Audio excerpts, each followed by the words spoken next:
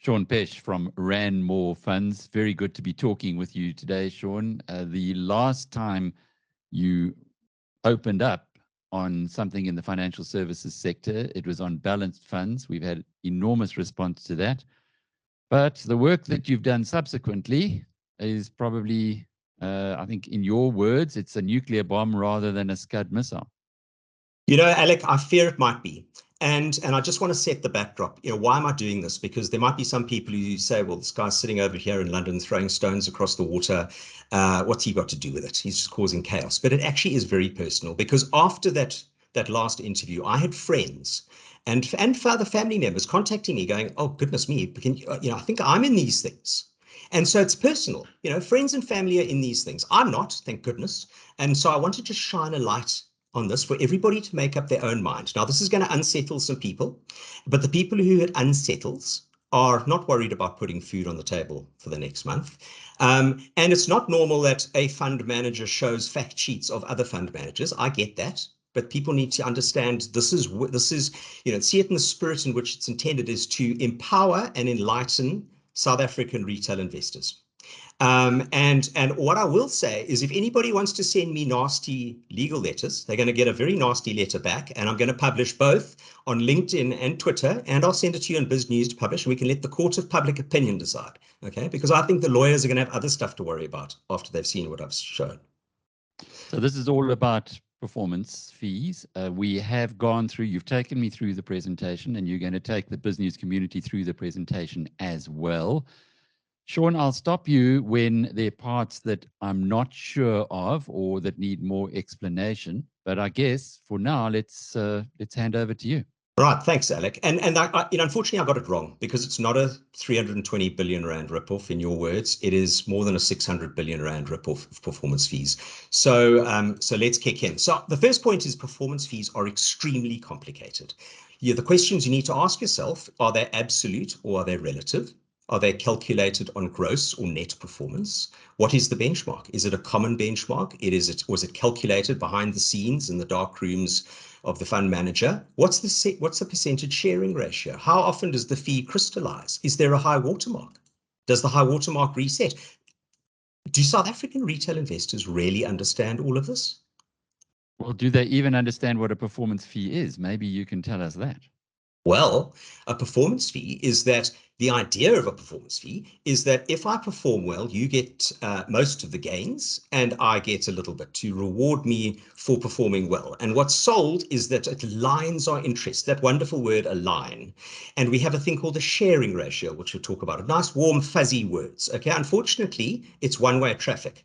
So, and I will show you that it's one-way traffic, and that, and one also needs to just reflect on the fact that some of the biggest hedge funds in the world are down 50% this year, and they have massive performance fee structures. So the question is, are those not aligned? Because just because you supposedly aligned with the portfolio manager doesn't mean you're not going to lose money. But the common perception is that we're on the same side. We're in this together, and you get most of the spoils and I get a little bit. Okay. Now, what I did, Alec, is I looked at the fee structures of the 10 largest non-income funds in South Africa. So I took the income funds out of the equation. And what I found was that 83% of assets under management for those funds have performance fee structures. I then looked at the top 10 largest non-income funds in the UK, and not a single one had performance fee structures. Okay. Now, this is a quote from Mr. David Smith, who is formerly Citywire's investment editor. He's now a fund manager at Hargreaves Lansdowne, which has 120 billion in assets under management, and it is the largest platform for private investors. You can go on there, you can buy funds, you can buy stocks around the world, you can do whatever you want. Okay, this is what he said. He said, today, most fund managers with such a fee structure, performance fees, cannot even get a foot through our door. Now, what was scary is he said that 9 years ago. Hey. So just unpack that quickly. In South Africa, 83% of funds have performance fees, which 9 years ago, David Smith was saying you wouldn't be able to do business in the UK. And today, indeed, there are no major funds that have got performance fees in the UK. Well, why would this be the case? Well, firstly, just to say it's 83% of assets under management. I haven't been through all the 1,300 funds in South Africa. Why would be the case? Because these are complicated they're complicated structures, and you are selling to retail investors. Okay. Now, here's the scary thing, Alec. The weighted average of the top 10 funds in South Africa, non-income funds, the fee, TER, 1.5%. In the UK, less than 0.5%. Whoa, so it's 3 times more expensive to have your money managed in South Africa than in the UK. I'm afraid so. And look, bearing in mind that a large number of these funds in the UK, the large funds, are trackers. And you can see, and you will actually, I've been vehemently against many passive funds, as I've written about. But I tell you what, when I see what what you see unfold before your eyes today, you cannot blame investors for losing faith. Hopefully they don't lose faith with all fund managers, but you cannot blame them. But that is the number, and I've written. Yeah. Before you go further, just for those who are now listening to this guy and saying, what qualifies him to do this analysis? Just give us a little bit of your background, your academic qualifications. All right. So I studied business science finance at UCT, and I qualified as a chartered accountant, trained at Deloitte's, had a wonderful time there. I'm a CFA, a charter holder. Okay. I have been in the industry for nearly 25 years. I have worked at many of the top institutions in South Africa, Old Mutual Fund. I was co-founder of Decillion Fund Management, worked over here at Orbis. So, I've been around the block. And all I've tried to do is, you'll know from my LinkedIn, and people will know that I love diving in and looking at the numbers, hashtag numbers, not narrative is my story, and looking at cash flow statements and balance sheets. I've just applied that to fact sheets, and I want to show people how to look at things. Right, we've got 91. I'm going to race through a few fact sheets here. 91 Opportunity Fund in South Africa. It's a 62 billion rand fund. It is invests aggressively, active and aggressive style, 75% in equities. They have over the last year, total investment charge of 1.94%, 1.292% total expense ratio, and included in that, Alec, is a 0.93% performance fee. Now, when you look at how that performance fee is explained, here it is in gray font and tiny writing on the left-hand side, and I just want to read it quickly. The daily performance fee depends on fund performance over the previous 12 months relative to CPI plus 2% question mark. Now, I've looked at the July fact sheet. There's also a question mark, and I don't know what a question mark's doing there.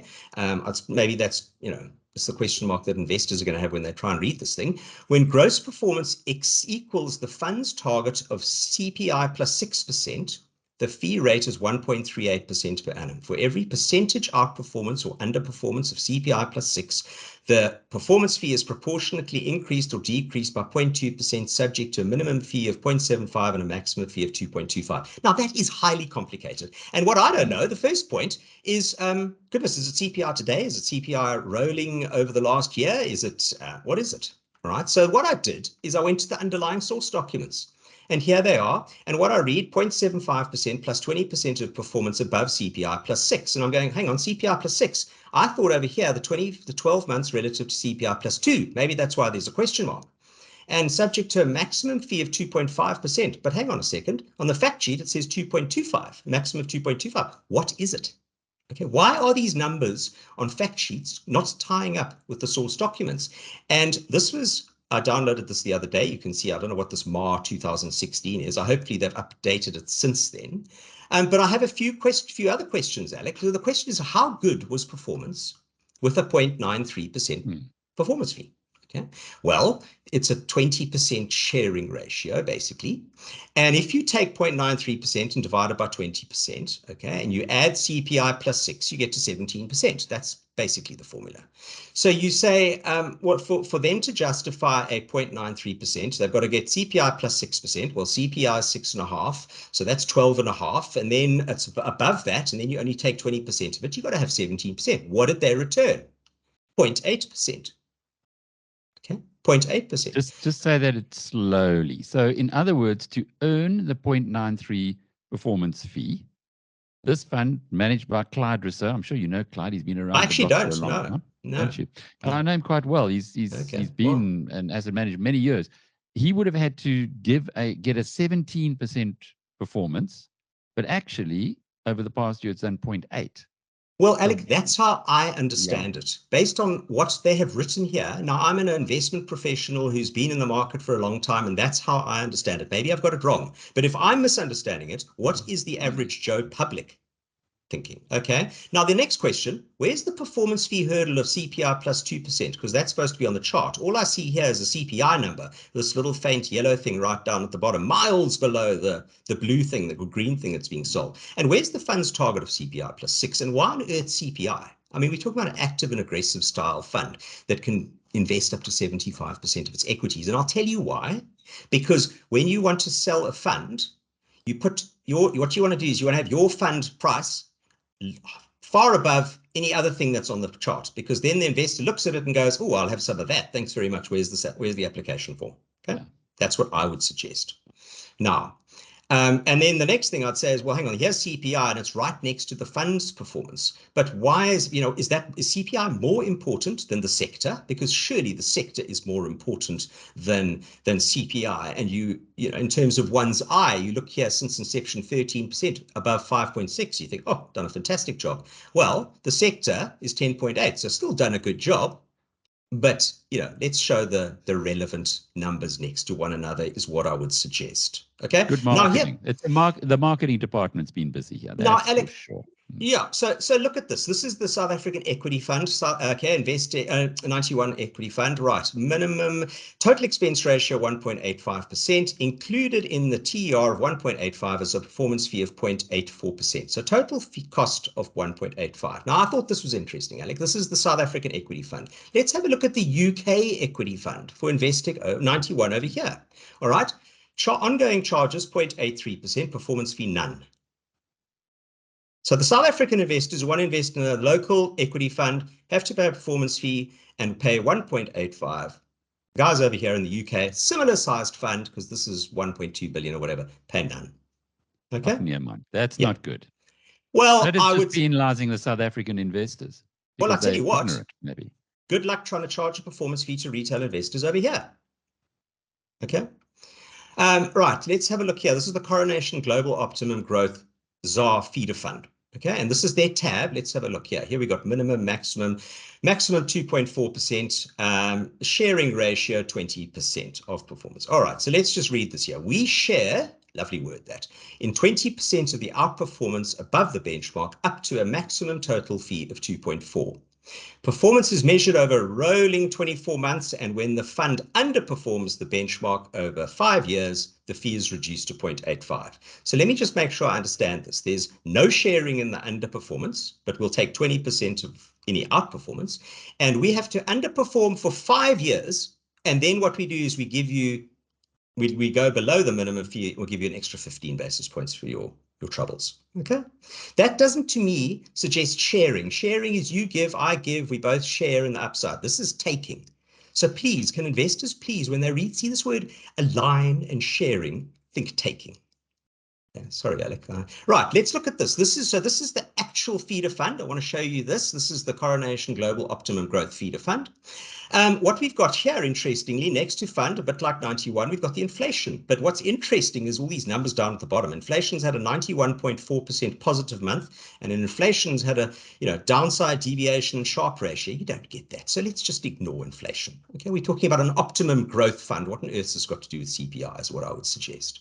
Now, how's the fund done? Down 14.9% over the last year, benchmark minus 3.6. So they've underperformed by 11.3. What about, okay, well, what have they charged us for underperforming by 11.3? Oh, no, they charged us a performance fee, 0.6%. In line of the benchmark, 9.96%. Performance fee, 0.6. Total costs, 1.89. So you go, come on. Someone asleep at the wheel here, because if you're losing money or if you're underperforming, how can you charge a performance fee? The two don't collate. And you see, this is what I think the average person who invests in these funds thinks. Performance fee is not this. This is not what they understand by performance fees. So let's look at the 3 years. Same story, underperformed by 6%, performance fee.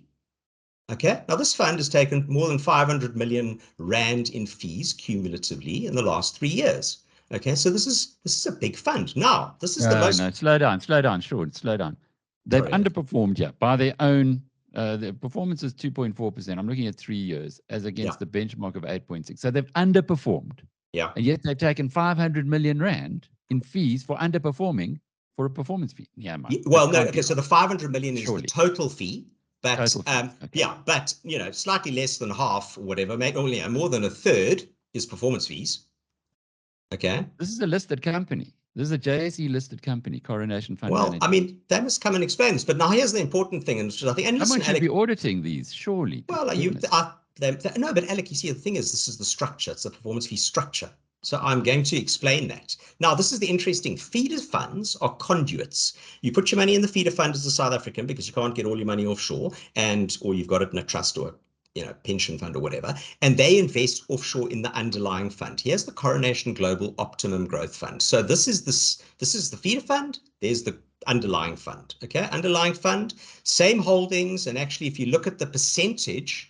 If you look at the fund size, it's basically the converted rand fund. All right. What's the benchmark? Primary benchmark CPI plus 4. Secondary benchmark, the same benchmark that's on the feeder fund. So you go, well, why has a primary benchmark been introduced? But we know the story of inflation. It means you can put a little yellow line at the bottom. I haven't done that in this case, in fairness to them. But let's have a look at this, Alec. Right. So latest 1 year fund minus 25.4, benchmark minus 14. So underperformed by 11%, which ties up with what we saw earlier. What's the difference? No performance fees. Okay, and the total investment charge is less, lower management fees. Okay, now the question I have. Sean, just explain, if you would, what a feeder fund is, because if the way I understand it is you're putting your money into a feeder fund, which is then directly going into this global optimum fund. So why would there be a performance fee in a feeder fund and not in the underlying fund? Alec, I'm afraid I have no idea, because if I invested personally in this, which I could do, it's an Irish fund, in the underlying fund, we can all invest in this underlying fund, and my mum invests in the feeder fund, we're going to have a different. She's paying a performance fee. I'm not. Okay, so here are the charges. So my question is, why did the feeder fund charge a performance fee when the underlying fund didn't? And why are South Africans being penalized in the same way as I think I might have suggested? Well, no, I didn't think I might. I did suggest with the 91 fund. Right. Now, it's not just feeder funds. And it's not, the problem is we've discussed a fund, we've discussed a feeder fund. Now I want to discuss fund of funds, because there are lots of them. And this is a small fund. It's PSG Wealth, and they're a large company. And this is a whole lot of the funds this fund of funds that invests in. So it owns these things, Veritas Global, some top funds, okay, Bailey Gifford, 91, etc., etc. And here's the performance over the last year, down 18%, and the benchmark down 12.3. So they've underperformed by nearly 6%. Performance fee. Okay, 0.53% performance fee. Now, here's the thing. None of these funds, I looked at these funds on Morningstar and, to confirm, none of these underlying funds charge a performance fee. So yet that the fund of funds is charging a performance fee. Now, yes, they deserve to get rewarded for doing smart people and investing in these funds. Okay, but actually, hang on, that group of funds underperformed. And secondly, that's what they're getting a fee for. Why do they need a performance fee as well? All right. So, and same thing over 3 years. Now, what about this, Alex? So this is the Allan Gray Stable Fund. It's the 5th largest fund that is not an income fund. Okay, so it's a 47 billion rand fund. It's a giant. Okay, the fund's objective, high degree of capital stability, minimize the risk of loss. Get it? Right. What's their fee for benchmark performance? 1%. If we outperform, which we have done over the last year, we take 0.4%. Fantastic. What is the benchmark? Well, hang on here. Sorry, here's the latest performance. So they've taken 0.4. The latest performance after these fees is 7.7, and the benchmark did 5.1. Fantastic. Okay. Well, notice on this one, CPI is on the far right, and that's what it should be, I would suggest. Okay. Right. So what is the benchmark? Well, it's the daily interest rate as supplied by First Rand Bank plus 2%. Okay. So I actually went on to First Rand Bank's website. This is what I do. I dig in, look for the numbers. Numbers, not narrative. You wouldn't believe it, but there are loads of interest rates. There's a money maximizer. Okay, and there's a stokvel, and there's a small savings and a large saving. There's a bank rate. So what rate? Because there's lots of rates. But let's just say this. It's the rate plus 2% is the benchmark. So we're going to work backwards here. So if the benchmark is 5.1 and we've added 2 to get to that, well, then it means that the FNB rate Sean should be looking for is a 3% FNB rate. Okay. Well, the money maximizer is 5.6%. Okay. Now, and that's for more than 100,000, and this thing's got 48 billion. So I then went and said, okay, well, yeah, but maybe interest rates have gone up in South Africa, which they have done. And I went and looked at the repo rate, and the repo rate now is 1.5% above the average repo rate over the last year to July. So maybe the money maximizer should be 5.6 minus 1.5, because that's the average rate of the last year, and I get 4. Well, I've got 3. So something's, I don't know what's going on, but that doesn't make sense. But here's the next thing, okay? Here's the next thing, Alec. Nearly 50% is invested in bonds and money market deposits. You can see that there, 33% in bonds. Okay, well, I had a look at the Allan Gray bond fund fee, and that's 0.47%. And I had a look at the Allan Gray money market fee, and that's 0.3%. And so then I did a little bit of maths, and I figured, well, if the total is 1.6% that I'm paying, and I could have invested directly in those fees, those underlying funds, and got the same 49% exposure, what does that mean? What's the fee that I'm paying on the balance? 2.76%. Okay, so do you get where I'm going? I'm saying, you're paying performance fees on a bank rate that you don't actually know where it is. You can't find it, and it's 2%. And I mean, you're investing in bonds, and banks will go bust if bonds yield less than what they pay their deposits. Now, here's the great thing. Okay, the rest is 2.7. The Allan Gray Bond Fund on the 1st of September 2021, the annual management fee changed from the previous performance fee to the current fixed fee of 0.5% per annum. So there is hope. A performance fee has changed to a fixed fee. Right. Now I want to explain, can I explain high watermarks quickly? So this is a fund relative. It's the fund versus the underlying benchmark. And this is an actual fund. And when the line is going up, the fund is outperforming. And so I've got these little green lines. Every time it hits a new high, it plots a line, and you can see that when it goes horizontal, it hasn't hit a new high for that. But if it's hitting new highs, then it tracks the relative. Okay. Now, you can see here 2009, 2013, fund is hitting new highs, earning performance fees. Investors are very happy because they're getting, this is actually a bit of sharing going on. They're getting and fund managers taking the cream. Now, what is the problem? Well, the problem is that in 2014, things fell apart and the fund massively underperformed the benchmark. And of course, that is the nature of investing. You are not only going to outperform. So it underperformed the benchmarks, now way below the high watermark. Okay, no chance of charging a performance fee except rolling high watermark. Okay, so lots of these things that when you see the word rolling, you have an investor invest in a rolling high watermark, you're going to be the one rolled over. Okay, so and what does the rolling high watermark mean? It means that if it continues for longer than a year, then the high watermark resets, and that's this little red line popping down the bottom. So now the fund from 2014 starts to outperform. Okay, and hits the rolling high watermark, and boom, performance fee kicks in. But the performance fee, hang on a second, I've been invested since back here in 2013. I've already paid a performance fee up to this point. I know, but it's a rolling high watermark. Okay, you're getting rolled on. Okay, so what does that mean? It means fund manager takes a second bite at the cherry. Okay, what happens next? Well, 2017, things fall apart. But don't worry, we've got a rolling high watermark. We don't have to wait that long. Third bite at the cherry. What happens in 2020, 21? Oh, we're warming up for the fourth bite at the cherry as the high watermark rolls down. This is how these funds have been able to charge performance fees when there hasn't been performance. It's a little bit like some companies who reprice the stock options for their executives. When the share price falls and the share option was at, say, 100 and the price falls down to 50, well, they reprice that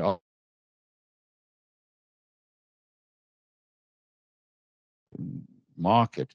It doesn't like performance fees because this looks like a bit of a, well, not a bit, big But you rip can off. see, Alec, these are complicated. And you can see why these international, regulators are so opposed to these things being sold, to these things. Right, I want to show you some graph games. So we are the green, this is our fund, and it's the green line. And the blue line is our benchmark, the MSCI World Index, which is quite a challenging benchmark, 1,700 companies, no fees, etc., etc. And you can see that we tracked below the high water mark, goodness me, we tracked below the benchmark from 2018 to kind of 2020. We didn't own Amazon and all those things. But what I want you to say, and that's a hard thing to sell.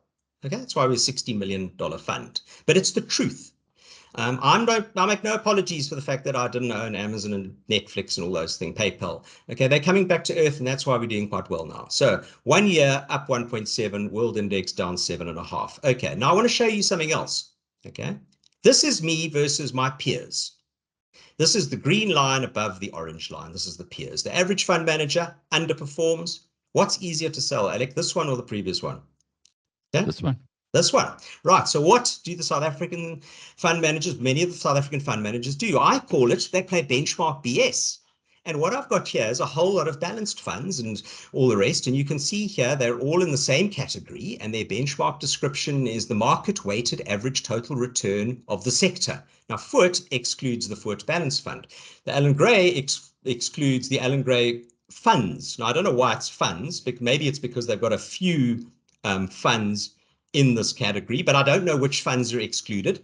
Again, it's not a common benchmark. Okay, 91 just takes the median of that category. PSG takes the mean.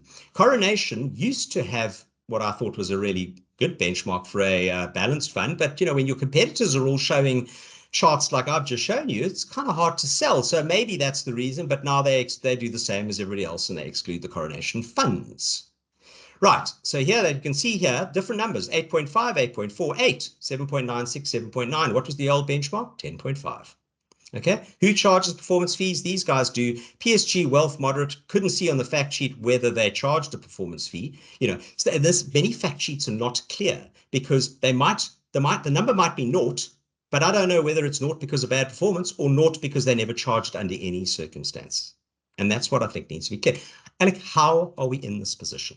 We are in this position because the good times haven't exposed the fee structure weakness. We've now got volatile markets that is showing you the flaws of these rolling high watermarks. Okay, people are playing fact sheet fiction. That's what I call it. They're showing the charts. They're showing CPI. They're showing, all that nonsense. Let's just show the truth. That's what we want.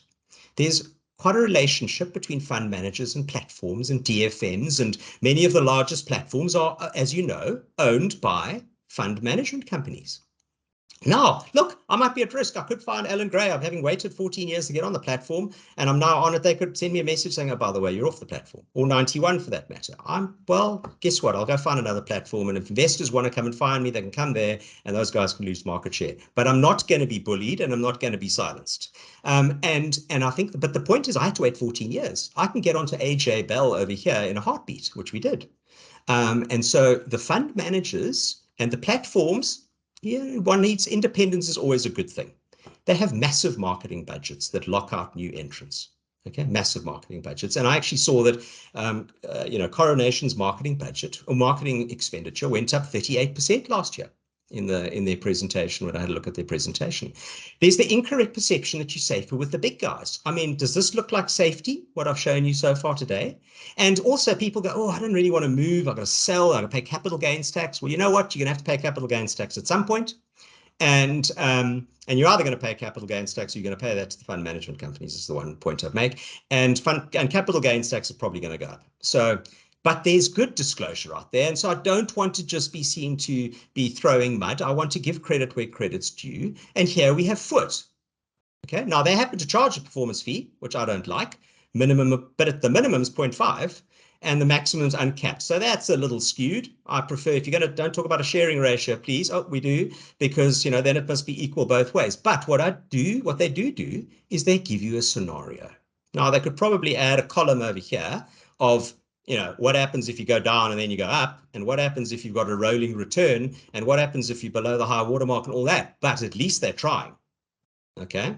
And the other thing I'd also give them credit for is that FOOT Balanced, as with many of these fund management companies, they invest in their offshore sister companies or parent companies or whatever. And here they show it. They show it clearly. Those fund of funds, they don't show what is the, if there's a performance fee at the underlying, show that to me on my little table here. So I can see this is what you're charging. This is what the underlying funds are charging. The underlying funds are charging performance fee. Let's improve the disclosure. And so I want to give Foot credit for doing that. And I want to give Stanlip credit for showing us clearly initial fee to the manager, to the advisor, annual fee, performance fee, not applicable. That makes it easy. Now I know this fund, I'm not in for a performance fee. I don't want to see a naught. I don't want to see, because there's no performance fee, this row is eradicated, and then invest and 2 months later find out I've paid a performance fee. So this is good. They're doing the right stuff. And they're good guys. This is Pete. Okay, Counterpoint Asset Management. Pete shot the lights out. Over the last year, up 20%, benchmark 4.7. Great. What's his benchmark? His benchmark is the FTSE All Share. None of this peer nonsense. None of this benchmark BS. Pete is not playing benchmark BS. Okay, and he could have done, because he's up 20 and the benchmark's up 4.7. Can you imagine let's just work it out. 15% times 20%, 3%. Pete could have taken an extra 3% of performance fee if he wasn't a good guy, but he didn't. He took nothing. Okay. So his performance fee is 0, even though he Zero. way outperformed. I mean, what's that? That's 4 times the benchmark's performance. I mean, I've just shown you big companies that are underperforming the benchmark who've taken big performance fees. All right. Rich, this is my good friend Richard Pitt. We worked for many years. I never had to hold my breath when I looked at his fact sheet, because I know he does the right stuff. Benchmark, MSCI World Index and Rands. Okay, none of this benchmark nonsense. He could have done a CISA category average since inception. Rich has done 14.6. The CISA category average 10.3. He's outperformed by 4% since the start. Has he taken a performance fee? No performance fee. Okay, there are good guys and good disclosure. Look at Netcore. Okay, great performance, 12%, 6.6 benchmark, no performance fees. Okay, so I don't want investors to lose heart and give up on, we don't charge performance fees, give up on the whole thing. There are good guys out there, and they must go and find them. And that's my call to action. We need to do something about this now. And the difference is, when you're looking at government corruption and all the rest, you can shout at the wall, and I've been shouting at the wall over here with what's been going on over here. I can't do anything about it. Okay, I can wander around Westminster with a placard and a big hat. I can't do anything about it, but investors can do something about it. These other funds are on these platforms. We're on these platforms. They can phone their IFA and say, I'm not putting up with this. I've had enough. Get me out. Okay, get me out of these things. Put me in the good guys fund. Find me the good guys, but don't just don't rely on me. Do your own work. Go to Morningstar, fantastic platform. Okay, everything's on the same. It's all compared. Once you've been through one fund, you can, you know your way around it. You're not looking at different fact sheets trying to work out what the trick is. Okay, instruct your IFA to find the good guys, because they are out there.